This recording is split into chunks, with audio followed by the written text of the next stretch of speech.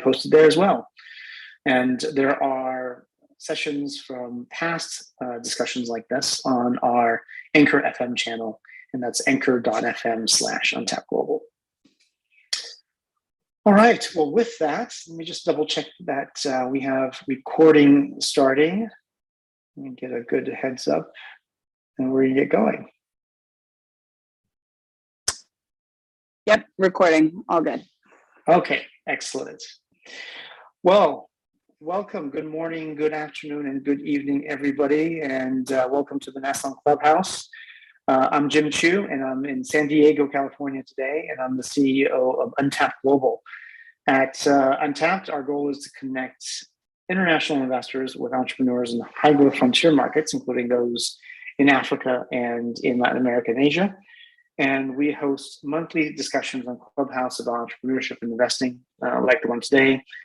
We also host pitch sessions with startups and investors from around the world, also every month.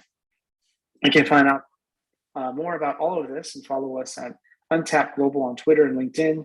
And you can join our WhatsApp group by going to untapped-global.com and clicking on Engage.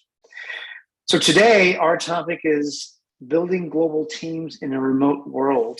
COVID has really accelerated remote working for the last couple of years. Accelerated, I think, is an understatement. I think it's been both an opportunity and a challenge.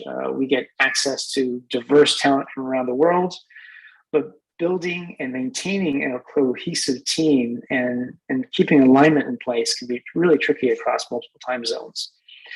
So we're going to hear from three panelists today who work in global remote teams to tell us how they do it.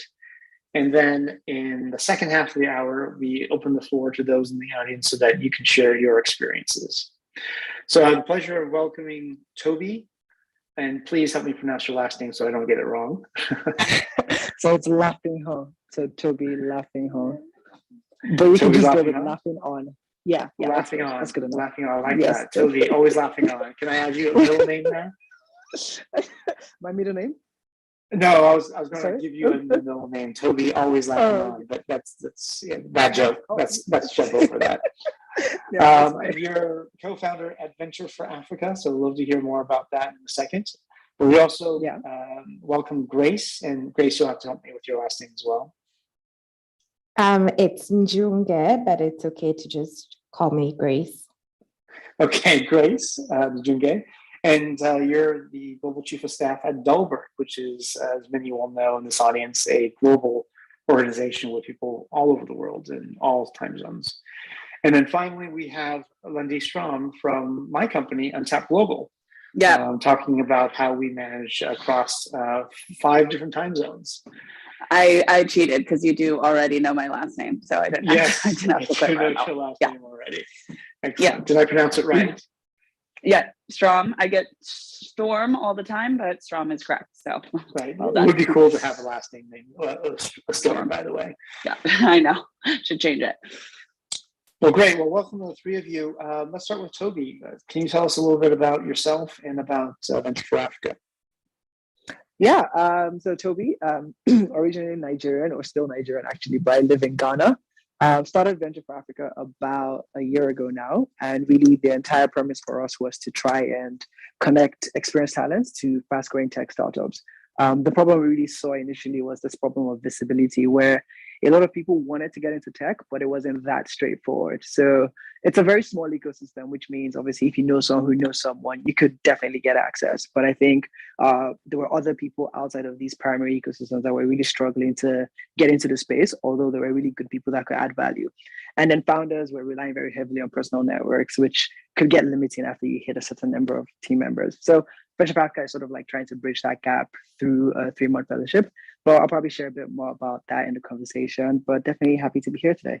Welcome. And can you tell us how many people do you have on your staff or that you work with across time zones?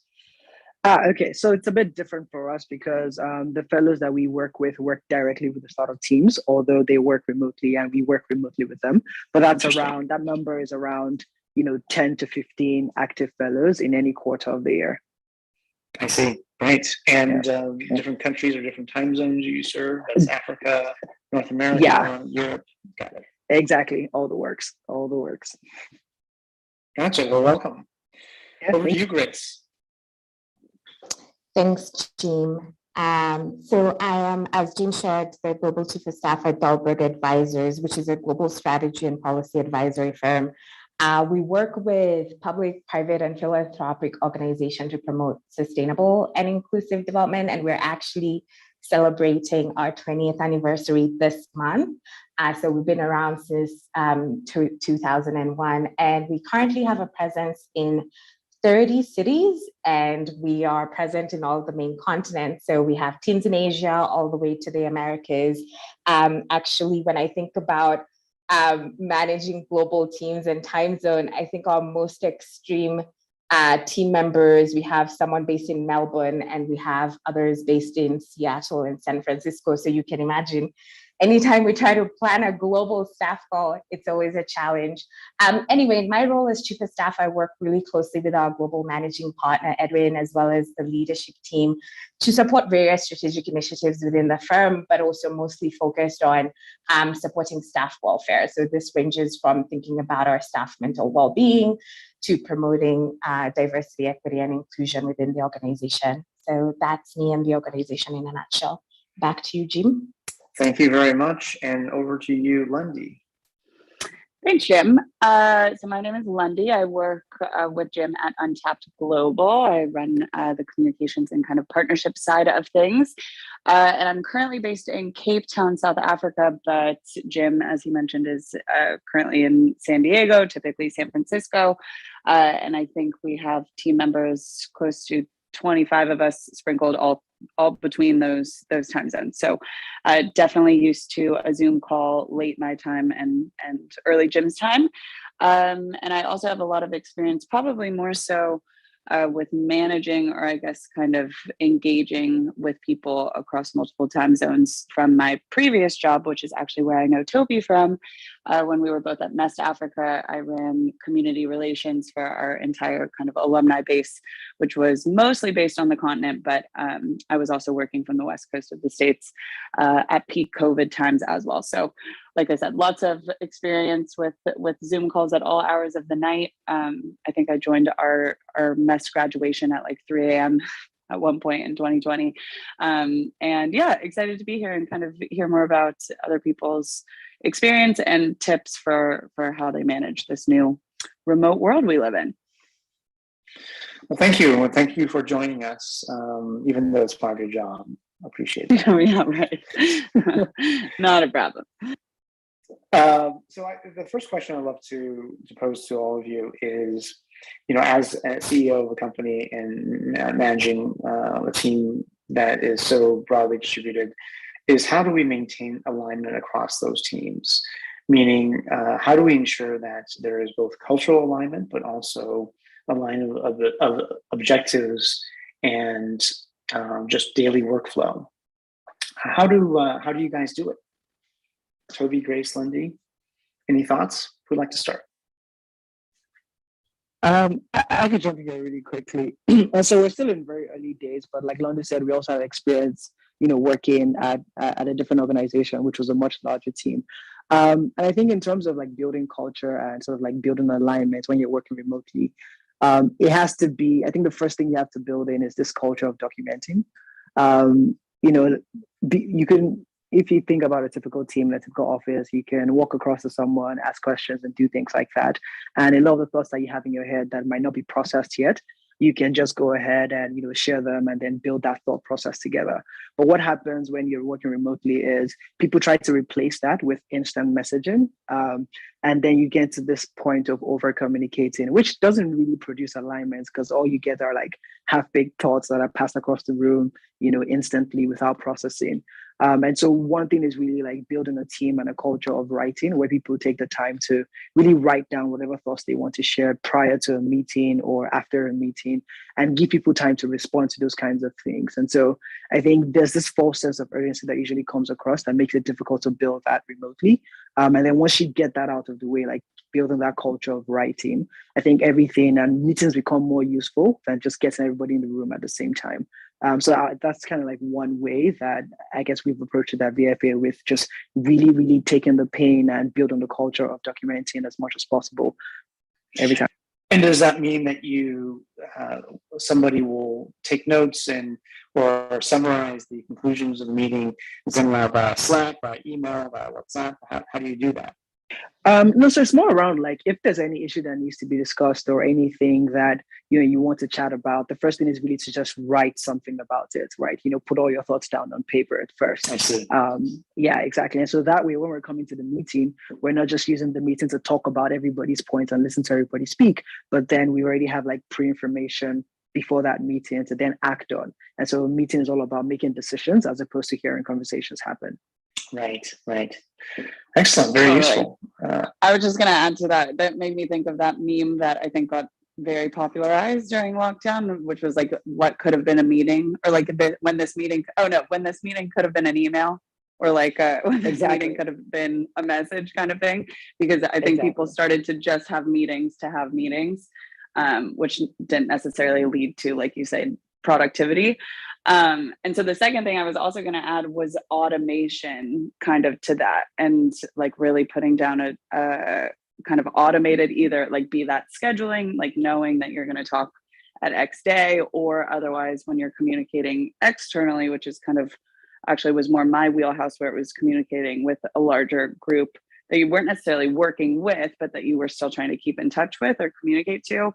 I always went to like a weekly, we actually upped the frequency of our monthly newsletter to our community of probably 500 people to weekly. And so then it became less about me trying to like, communicate things like on an ad hoc basis, where I'd be like, oh, but they also need to know this on like a Tuesday, randomly, sporadically throughout the month. It was then you heard from me first thing Monday morning. And then for the most part, barring a couple exceptions, you wouldn't hear from me really again until the following Monday. So then people kind of had an expectation around this like automated communication. And I personally, it made my life easier as the communicator, but I think it probably made everyone else's lives easier as their inboxes weren't getting clogged by yours truly as much. Gotcha.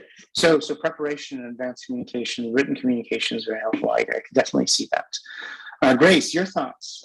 Yeah, sure. I'd just like to add, and this is probably not unique to us consultants for this period, but setting team norms is something that we typically do when we're kicking off projects, where you sit together as a team and align on what tools are you going to use to communicate, when should you expect people to be online, etc. And I think during this period, that becomes even more important. So you will find teams that prefer to communicate via WhatsApp, as that's where they're most accessible. And you'll find other people who only prefer to communicate via email, and they're more responsive there. So I think sitting together as a team and agreeing on team norms and really trying to accommodate different people is really useful.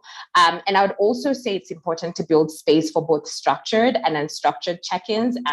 Again, reverting back to that consulting ecosystem, you will have sort of meetings where you've set an agenda, you've prepared pre-read documents, but it's also really important to have just random 20, 30 minutes check-in in the calendar, especially with teams that you work really closely with, to just check in on them and see if there's something they just wanted to touch base on. Because in this remote environment, I started to notice where junior team members feel that the threshold for setting up a team with their managers has really increased, and therefore they're losing that opportunity for this random check-ins with their managers. So I think really creating the space for that and actually scheduling it in the calendars is really important.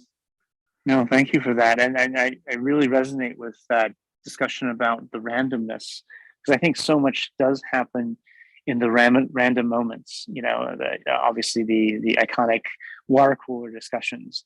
But I feel that's one of the things that we do lose in these remote team structures, which is the brainstorming and the ideation and the connections that happen at very random times during the workday, whether that's at lunch or walking through the halls or at the water cooler. So I guess, if you are able to schedule those random times, that creates some of that opportunity.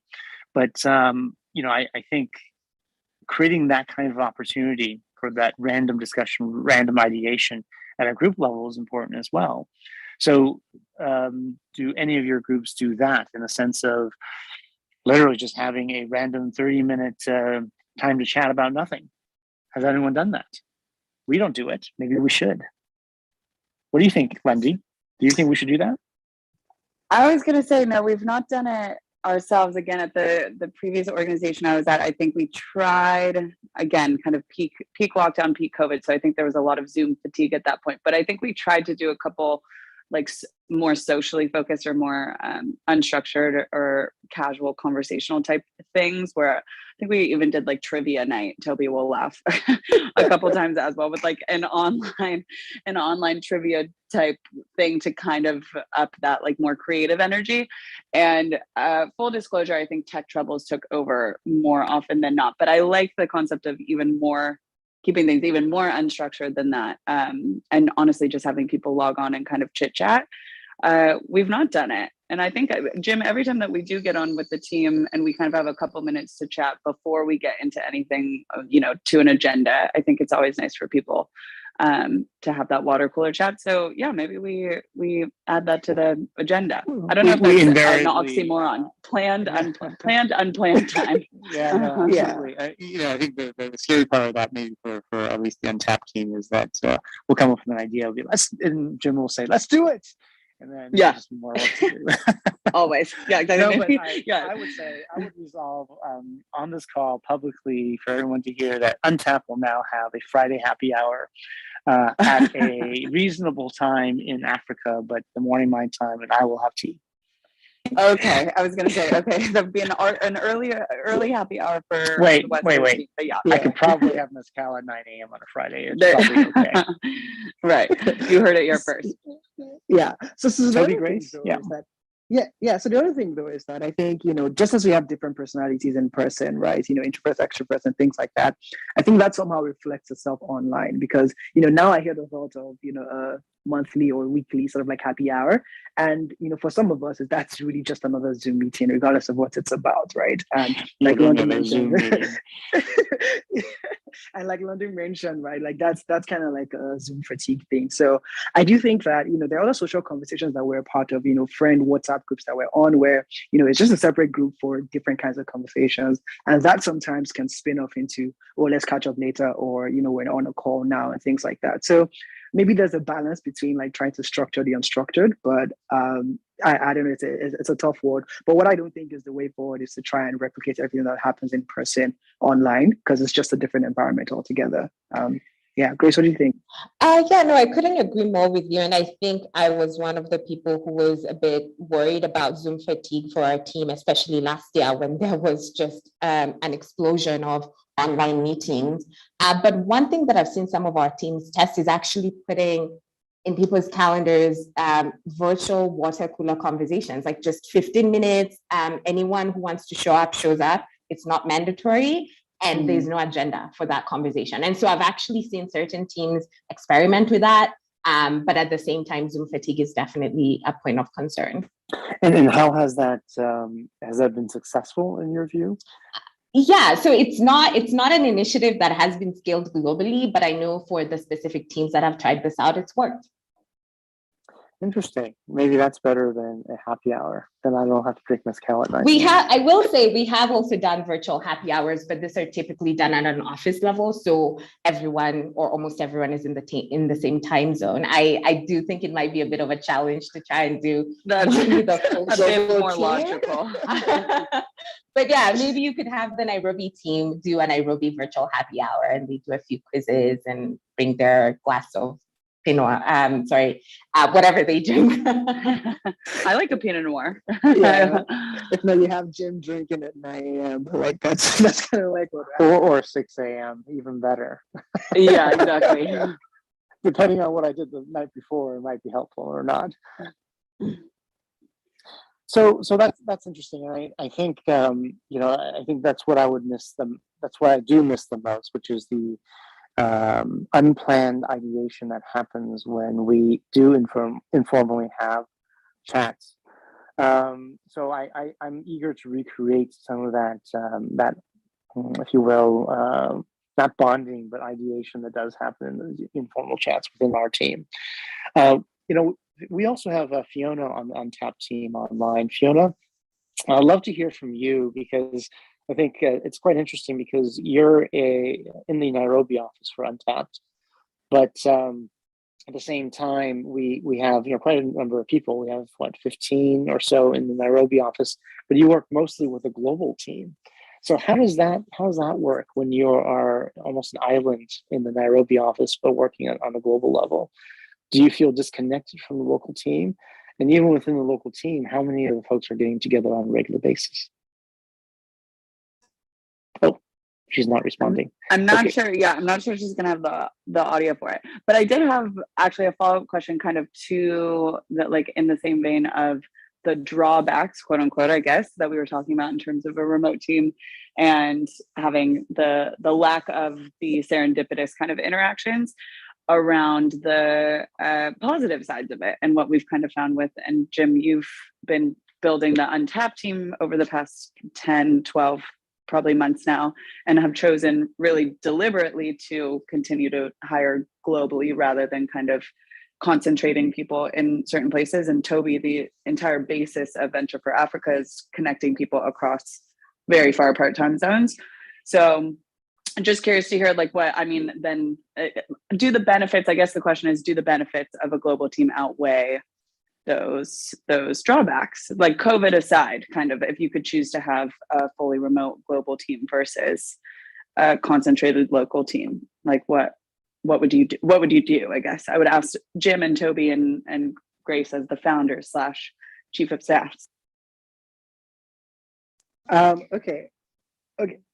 I could go first with this one. I think personally, I've always been sort of like leaning towards the remote side of the conversation. And, full disclosure, this is still very early on in the entrepreneurship and co-founder journey. So I could change my views about this later. But I think depending on the stage you're at and what kind of business it is that you're running remote gives you access to, way more options, right? As long as you know how to use them.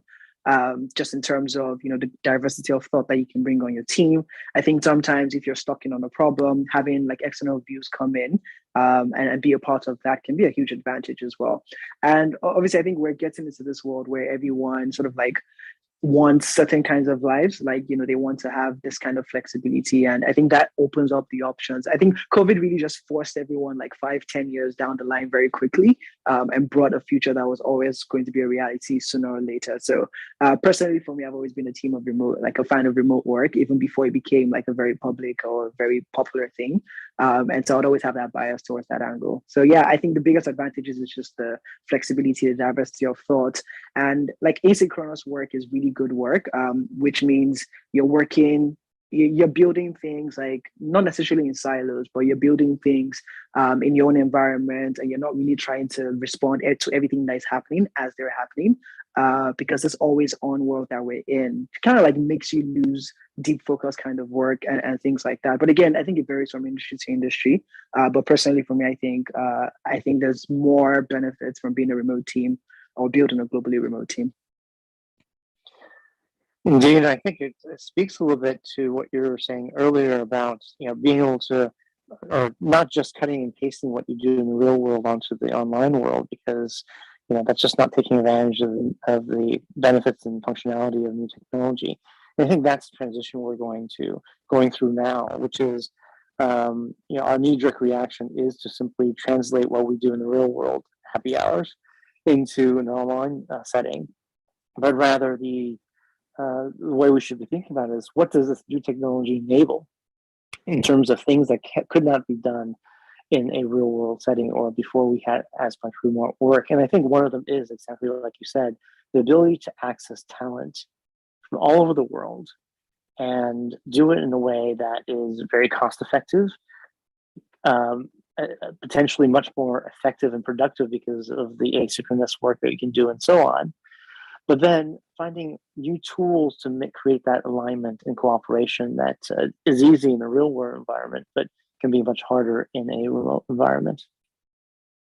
Just to build off what both Jim and Toby has said, and specifically to focus on the question of whether to build a global versus local team, I think the answer will definitely vary depending on the type of organization you are and what kinds of products and services you're offering. But for us as an advisory business, one of the mantras that we have is we're a globally connected and locally rooted firm. And so for us, it's been really important to be able to expand our presence, to have local teams and intentionally recruit local teams to spaces that we want to be in. And those local teams also bring on diverse perspectives that are really, really important to incorporate within the institutions. One specific initiative that I've seen one of our smaller teams try out in this remote world is actually do a global virtual relay. So you have teams wake up in the morning in Asia and they start working on a deliverable together. And then when they're about to log off, they hand it over to, I guess, the Europe Africa team. That team works on that same deliverable and eventually hands it over to the Americas team. And at the end of the day, while you only have 24 hours in a day, you find that the teams are able to actually produce more, you could argue, and they found that to work really well for that specific team. So that's another benefit, I guess, of potentially building a global remote team. Yeah, no, indeed. I mean, I really That's like really interesting. Yeah, I really like the idea of fuel regional pods, in the sense that you do need working alone is tough, but being able to create regional pods where you do have remote workers, but there's 2 or 3 or maybe even a larger group in each of those pods, so that they can work together. I think that creates that social connection that is necessary for all of us, but also creates a bit more team coherence and focus that can be very helpful even in a remote environment. I'm curious as to whether it's Grace or Toby, you guys have created, within a certain location, for example, do those locations attempt to connect in real life on a regular basis, or is it really truly remote? Yeah, so for us, just because of the nature of how we run, it's mostly like 90%, I think, remote. But I think for some people working in certain regions, there's a time for them to touch base in person. So wherever the resources are available, they can spend 2 to 3 weeks on the ground, or maybe even less, just really getting to know the team even better, or at least following up on certain tasks that were very difficult to conduct or complete online. So I think it's really trying to take the best of both worlds whenever it's possible. But yeah, I think we do find like local teams and teams that are close enough to each other find some time to like do some powwows, and other teams do it as retreats where every quarter or every like half year they all come together for an extended period of time to really try and knock some things out of the park as well. So yeah, I do think there's that balance going. Go ahead, No, Grace. totally. I was also just going to say the Untapped team, and just to piggyback off of that, got together for the first time in person safely in Kenya, outside of Nairobi, because the majority of our team is based there. But myself and the other, my colleague here in Cape Town were able to come, and Jim was able to come. And so that was the first time that we were all in the same room for X amount of months. And we all agreed that as good as we are and how, adapted we are and as used as we are to working the way that we do, which is pretty much in our different corners of the world, the productivity and what we were able to actually accomplish when just sitting around a table with each other was invaluable. I think we all agreed, Jim. So I agree, Tobe, as often as you can get together, be that once a year, twice a year, or hopefully as things start to open up more, if you're, lucky enough to get together more than that. I think the addition of that can be honestly kind of game changing for teams that are already quite good at working remotely. Yeah. And what I think is happening also is that because we sort of like we know we have limited time physically together, I think there's that push and urge to actually make the most of that time whenever it happens. Whereas before, what we were seeing was, you come into work at 8, you're leaving at 5, but the actual work you get done on time you spend doing real work is like 4 hours because there's a conversation here, there's a distraction. Yeah, exactly. Right. So but I think now that we have a limited access to this physical time, it's become more, people are making more productive use of it. And then it's now becoming an argument of, it's much better than working remotely. But I do think it's a result of having to work remotely that then this physical time becomes more productive. Indeed. Grace, you're about to say something. I just wanted to say, pre-COVID, we had a mix of both remote and in-person. Because you could have a consultant sitting in Nairobi and they're working with a team in, let's say, Dar es Salaam or in London. And so we had a mix of folks working in the same office, or you're working with teams that are not in the same office as you. Of course, during COVID, most of our offices had to revert to remote work, but now we have sort of different folks being able to go back to the office depending on their location. I will say, though, one of my favorite things about being at Dahlberg is every once in a while we get the opportunity to bring the full global team together in one city for a week, mostly for culture building purposes. And I think that for a lot of Dahlbergians, it's usually the highlight of their time at Dahlberg, because you get to meet colleagues that maybe previously you only knew by name or their email address, and all of a sudden you get to put a face to a name, and it's always an exciting moment. So I would say those opportunities to bring teams together for culture building purposes are critical, and I hope once this pandemic wave passes, we're able to have those moments as teams. So speaking of which, what's going to happen when this pandemic is over? Are we going to be able to keep some of these remote working tools? I know for you, Toby, your business is built around that. And even for you, Grace, Dahlberg has always been a global team. But are we going to see a lot of the same number of Zoom meetings in the future, even after this pandemic is over? Maybe that's a question for Lundy. What do you think, Lundy? Yeah. I do. In short, I think we really have seen a shift, like Toby said, that has pushed us 5 to 10 years, which is a pretty crazy concept, into where we were headed, just essentially overnight. Especially with team building, I think that the access to different talents, and Grace, like you said, kind of skill sets and experience, even when you're, like what you said, I think it was like globally minded, but locally rooted, something like that, which is something we've said at Untapped as well, is locally present, but globally minded. So similar kind of thing. So I don't think people will be getting on planes for their board meetings anymore. I even spoke to an investor today who said that he was like, a couple of years ago when you had to go out of town to attend your board meetings or your investor updates. And I think that's just a thing of the past. But I do think that people still recognize and appreciate the benefits of being in the same place as people. And so I don't think an office will necessarily go completely obsolete. I also think co-working spaces, like one that I work in, have definitely gained popularity.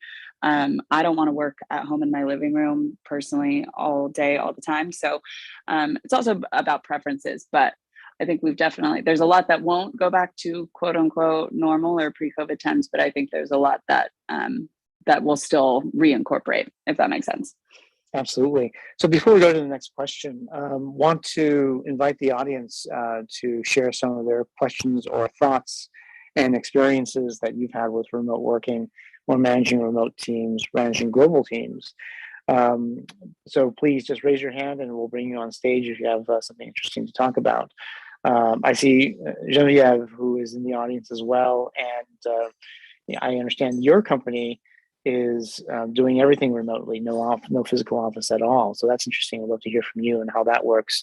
But the question I'll ask to the panelists while we're waiting for folks to join the stage is really around the office environment and kind of digital nomads. We can't work from home, like Lundy said. And so even in this kind of global remote environment, do you see companies providing co-working spaces or some kind of space for their workers so they're not working from home, because it is challenging and it creates a bit of a gulf between those who have home offices and those who have to work in their living room. So I'd love to hear from especially Grace, because you guys have been doing this for so long. Obviously you provide office space in each of the places that you have workers, but going forward, do you see even a greater decentralization of that? Yeah, I think for a lot of organizations, they're still trying to figure out what the future of work will look like. And in our case, I mostly see a hybrid scenario playing out. I doubt we would end up in a scenario where we have our teams fully remote. I think for us as consultants, it's really important to once in a while interact with the team, particularly for training junior cohorts. Once in a while, you do have to interact with the client. And so I do believe it's important to really maintain that office footprint. It might not need to be the same size as before, who knows? But at the same time, I think it's going to be really important to provide employees with that flexibility that we've proved works during this pandemic period. I mean, I think before, especially for professional services firms, there was a lot of anxiety of how much will productivity be impacted. And we've proved, in fact, I think a lot of people, particularly when the pandemic started, were actually working longer hours at home. And so if anything, people weren't necessarily less productive because they're working at home. That said, there were definitely staff members who were having a bit of a challenge, particularly those who are caregivers, and it becomes really difficult to get that space to really get your work done, and therefore providing that office environment or co-working space becomes really important. So I do think it's going to depend, but I expect a hybrid environment to be the most likely scenario. Great, no, thanks for that. And thoughts, Toby? Yeah, absolutely. I think we're going to move into, or we've already moved into this like unbundled / shared economy. I think that's what's going to happen. So obviously, like, you know, folks with bigger resources that are able to set up bigger offices and things like that. Some of them are on long leases that they don't know what to do with yet. So obviously, they will still maintain that drive to get people physically together. But I also think like smaller teams and people like that can begin to take advantage of, you know, things like co-working spaces. Landia said, you know, there was a wave of co-working spaces before remote work, but that was mostly targeted at like startups and people that couldn't afford spaces. But I think now, even if you could afford a space, you'll probably like channel those resources into other tools and have the space as an option and flexibility, like Grace has said. So definitely a mixed economy. I don't think it's all going to go away anytime soon. Yeah, but pretty much. Gotcha. Well, we would like to welcome Pastor on the stage. Pastor, please introduce yourself, and I'd love to hear your experience, your comment, or your question. Thanks everyone for having. I didn't even realize I was a member of this club before we line up. But thank you so much for the opportunity, and thank you for the insights you shared. Thank you, Toby, Jim, Fiona, Grace, Londi. I hope I got your name right, and Sam. Yeah, you did great. And I'm thinking here that this is something that, in the manner in which I dissect and also project, I've looked at companies like when this pandemic began and remote working and everything, you know, global teams. Now, these things have existed before now. We haven't just been forced into this. And I think about the Apple campus, Google, Facebook, some of these people who have thousands of workers. And I've also projected, you know, measuring, this is about 2 years into the pandemic now, how productivity, because in these things, we might likely likely segment how this affects you. If you are a small startup, if you are medium size, if you are global, and how your teams worked, what you gain from it. I've also been in different forums where most people told me, look, my company, we've decided we are no longer going to we are going to focus our resources mostly on remote working now. realized that there are some key components in which we can avoid coming together, because some of them realized they could save a lot of money. But then I weighed this, I was looking at for a particular statistic, how in the long term, I also heard about people who said, look, I'm very productive now. I work from home. But halfway into the pandemic, I'm just looking at the timeline, how it affects us as humans. You know, the importance of interaction one-on-one, what it does. Well, we found out that, I found out from some of the studies and statistics I looked at that there are people who perhaps they enjoyed working alone or working in remote teams. But long term, it began to impact them emotionally.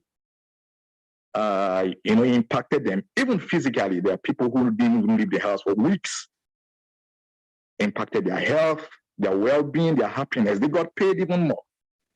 And I know a couple of people. That's a great question, Pastor. Yeah, so I think that people should. I'm sorry that I'm taking that long, but this thing is wider than what we just see. It's not just about the immediate benefit now. Of course, we know technology and influences and evolution will force us into newer things. Of course, we will never be stagnant. It's not just about the coronavirus, but it's important to take a long-term look into this thing.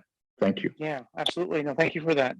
I'd love to hear from the panelists on your thoughts about mental health. I think Pastor makes a really good point. You know, working remotely and at home without necessarily human contact, well, that can be very taxing on mental health, or even just the mixing of personal and professional. How does Dahlberg manage that? How do you manage that, Toby? I guess I'll go first because this is actually a conversation we were having with we have an internal staff initiative called Dahlberg Minds that helps us think through mental well-being for staff. And actually October, we will be celebrating World Mental Health Day. So we were revisiting this topic. I think initially back in March, April 2020, when the pandemic hit and there was a lot of anxiety, I think institutions sort of tackled this from as if they're tackling acute pressures that will go away after a few weeks, after a few months. And now 18 months on, 19 months on, we realize, wait, actually, this is here to stay. Our teams are no longer tackling acute pressures, rather they're now dealing with chronic pressures.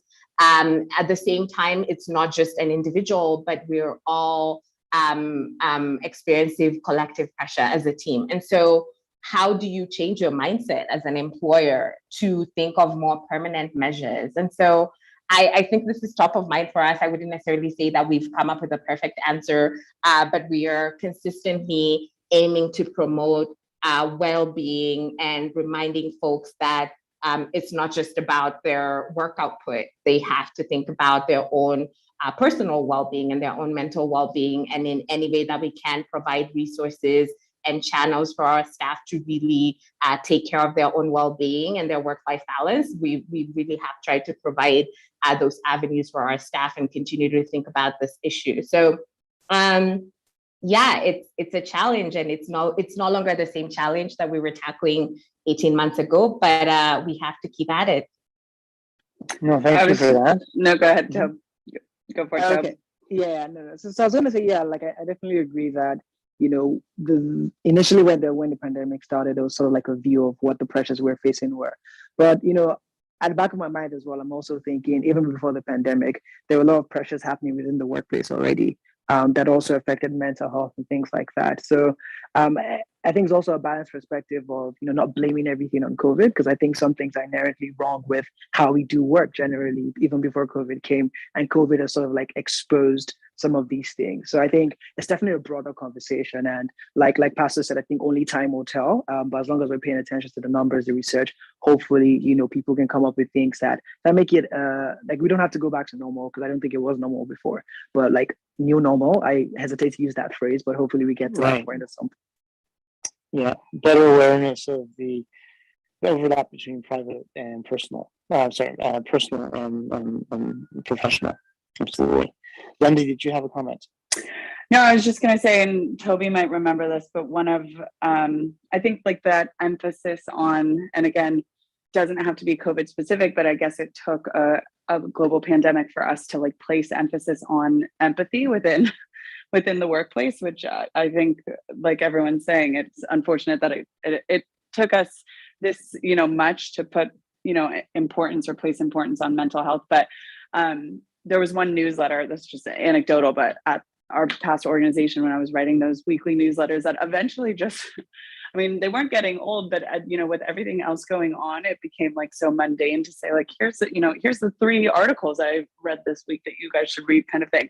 So I just replaced it with one that said like, here's a permission, to sign off for a little bit and take a break and take a breath. And this is so crazy what we're all going through, isn't it? Like, it was kind of more of like a breaking of the fourth wall a little bit, and just, being like, it's a wild time to still be kind of like, grinding as if the world isn't essentially on fire. And I got more positive response and more like a positive kind of reaction to that newsletter, where people were like, wow, people are speaking to each other like people, with this emphasis on empathy and like humanity versus I think workplaces trying to just navigate around it and continue as normal, because things are not necessarily normal. I know that's very COVID specific, but all to say, I think it's great that organizations now are placing more emphasis on empathy and like the human, like Jim, like you said, the crossover between personal and professional, because it definitely, there's a lot of crossover, especially when you work in your living room. Absolutely. Well, thanks for that, Lundy. And yeah, empathy is just so critical, especially when we just see each other on screens. Sam, I'd love to hear from you. Sam Bell, welcome to our chat. Hey, thanks for having me.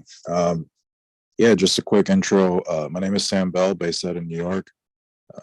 CEO of Venture Interactive, and we're like a virtual reality, augmented reality company focused on like the wellness space right now. We're 2 of the founders based out in Puerto Rico. So this sort of topic was like super interesting to me, because we actually first got together and put the idea for the company in virtual reality, right? After meeting on Clubhouse. So that's like the origin story of how we got together. And, I was previously a developer at Barclays for a while. I think for me, it was difficult just having like tons of team meetings and never physically or actually like seeing the coworkers that I was working with like in front of me. So I think it was so interesting that when I got into the virtual reality space, I could interact with my now founders, right, of this company, and be able to like sort of pull up documents and sort of just showcase a bunch of like interesting business oriented documents and things like that in the VR space, and still have that human interaction aspect to it. So interesting. I just wanted to add that to the conversation. I'd love to hear more about exactly how does your product work then for virtual reality meetings? Well, yeah, what we're mostly focused on a wellness platform right now that sort of connects I'd say people that are in the wellness and health space, right? But the platform that we used was called Spatial, and Spatial is available to everyone as soon as you purchase a headset, and that's how we had our first like sort of interaction with each other. And it's incredible, like you can upload a version of your face on it, and you can shake hands with your co-founders, and it's it allowed me to. I think virtual reality will allow us to sort of find that balance between remote work and human interaction. We're very like passionate. We think that that's where it's gonna go. Yeah. Interesting. No, thank you for that, and I'll definitely check out Spatial. Thoughts from Lundy, Toby, and Grace. What do you think about that? Virtual reality, is that going to help with remote work? I was just going to say, the product sounds amazing, and I also want to look into it, but it's very Black Mirror for me, and it personally freaks me out. That's not to say that is not the direction we're going into, because it really does appear to be, but I get Black Mirror vibes. Indeed. Oh, I mean, look, Sam, to their credit, you guys are applying that to a wellness approach, which I think is interesting. Can you talk a little bit more about that after comments from Toby and Grace? Yeah, so I think for VR, obviously still a very green space, particularly when you bring it down to the continent here, and in terms of access to internet, access to data, and things like that. So interested to see how it's implemented at the end of the day. But I think there's still a huge struggle implementing regular technologies over here. So for whatever reasons, either access and things like that, but. Could be interesting because I know VR is making its way in education, albeit very slowly as well. But it will be interesting to see how that plays out. I was trying to figure out VR in advisory business. I don't know, but I just remembered that we actually used a virtual campus for one of our global trainings for new joiners. We decided not to kind of use Zoom platform, which can feel a little bit kind of impersonal. I think there, even for any type of sector, there could be opportunities to incorporate VR and similar technology. So never say never. Never say never. Interesting. And Sam, in terms of what kind of results have you seen? Do you have a product out? What kind of results have you seen from the wellness programs that you guys create with? Well, so Spatial is one of these standalone sort of networking, business-oriented type virtual reality apps, right? And we see Facebook heavy in the space too. Now they're considering themselves a metaverse company, right? And all that really means is that, kind of aligning with this Web 3.0 aspect where, you'll be able to physically walk in and interact with the internet, essentially, right? And bringing computers into a much more physical space, I guess you'd say, obviously still digital. But to the point of what Toby mentioned about accessibility, we're expanding, right? We're not just a U.S. based company, of course. Two of the founders are based in Puerto Rico, and we wanted to make sure that VR is something accessible, right? And luckily, we see a lot of competition in the sort of prices for headsets, right? Where right now, most of us are having this discussion on around I guess you'd say almost $1,000 USD telephone or phone, right? And the headsets are around 300 USD for the amount of technology that you get for it is cool.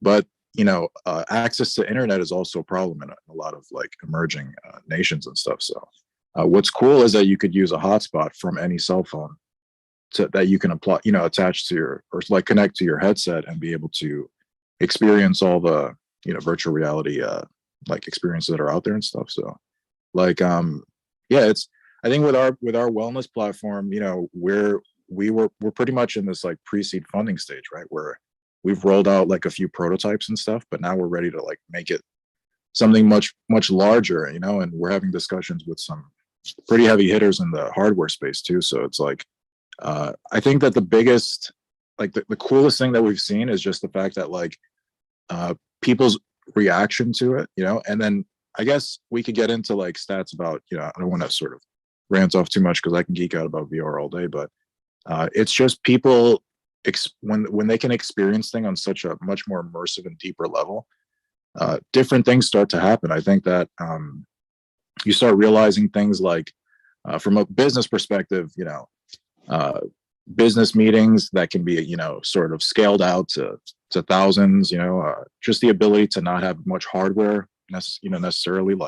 You can meet in movie theaters now in the virtual reality space, and just have as many screens as you possibly want. So I want to get into more of the stats and stuff, but I can just say that what we see is a much different use of what the internet and computers can be, and we do think that VR is the future. And again, in a way, just sort of if you look at some of the FANG companies and how they're sort of positioning themselves in VR, I think that they kind of share that. That they share that sort of concept with us too. So. No, very interesting. Well, thank you very much for sharing your company and experience, and thank you the rest of the panelists, Toby, Grace, Lundy, for joining and having this conversation. I found it very interesting and gave me some new ideas on how certainly we at Untapped Global can manage our global team And we pride ourselves in having a global diverse team with global mindsets, but it's just so important. And I think this conversation was a reminder of that. It's so important to actually get together on a regular basis, but also to create enough personal connection in each of the locations that we have offices to ensure that people stay connected. So with that, any final thoughts, Lundy, Toby, and Grace? No final thoughts other than I think Clubhouse was born out of COVID. Well, now that I say that, I'm sure they were iterating on this long before COVID, but it gained popularity through isolation and remote work. So I'm grateful for it. And it was great to have Toby, an old friend, and Grace. Nice to meet you. Thank you guys for joining. And I hope to see you on another one. Yeah, Any awesome. final thoughts? Yeah, no, it's the same. Thank you for having me. Always a great conversation that happens on Clubhouse. And like I said, I think obviously I prefer a remote world, but obviously I understand the advantages that come from meeting in person. So this conversation also helped me sort of like check that a bit and see how we can implement more physical things in what we're doing, even with Venture Africa, even though we're built on like a remote first idea. But yeah. Mm-hmm. And Grace. Same here, nothing to add other than thanks for inviting me to your platform and also for encouraging me to check out Clubhouse. But yeah, no, I enjoyed getting to make new friends and learning from all of you as well. Thanks. Well, thank you very much. And for those of you who have friends who would like to listen to this or listen to past discussions like this, feel free to go to our podcast of these recordings at anchor.fm/Untapped Global. And you can find out about future events at our website, untapped-global.com. And we'll hope to see you at a next conversation. Thanks, everybody. Have a good week. Right. Thanks so much, guys. Chat to you later. Bye. Bye.